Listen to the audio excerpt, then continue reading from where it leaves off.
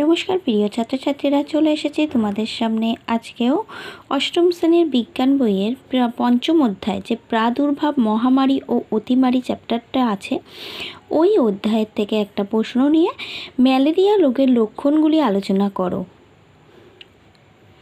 দেখতেই পাচ্ছ এখানে ম্যালেরিয়া রোগের দুটো লক্ষণে ভাগ করা হয়েছে, একটা তাৎক্ষণিক লক্ষণ আর একটা রোগের দীর্ঘস্থায়ী সংক্রামক লক্ষণ। তাৎক্ষণিক লক্ষণ এখানে কি কি দেখতে পাওয়া যাচ্ছে দেখো। এখানে রোগীর প্রবল জ্বর আসে, তার সঙ্গে তার গা হাত পা ব্যথা, মাথা যন্ত্রণা, শারীরিক দুর্বলতা প্রভৃতি উপসর্গগুলি এক্ষেত্রে দেখা যায়। একে ফেব্রাইল প্রক্সিজম বলে। এর নিম্নলিখিত তিনটে দশা লক্ষ্য করা যায়, একটা শীতল দশা, একটা উত্তাপ দশা, একটা ঘর্ম দশা। শীতল দশায় কি হয়, স্থায়িত্ব 15 থেকে 60 মিনিট।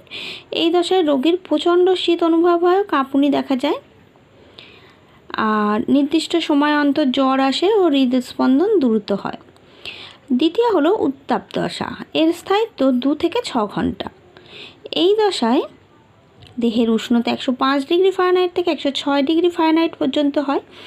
এই সময় মাথার যন্ত্রণা বাড়ে, দ্রুত শ্বাস প্রশ্বাস ঘটে, প্রবল জল তেষ্টা পায়, দেহের জ্বালার অনুভূতি হয়। 3 নম্বর ঘর্ম দশা, এর স্থায়িত্বকাল 2 থেকে 4 ঘন্টা। এই দশায় দেহের উষ্ণতা দ্রুত কমে যায় ও প্রচণ্ড ঘাম দেখা দেয়, দেহে ক্লান্তি বোধ আসে, হৃদস্পন্দন ধীর গতিতে হয়।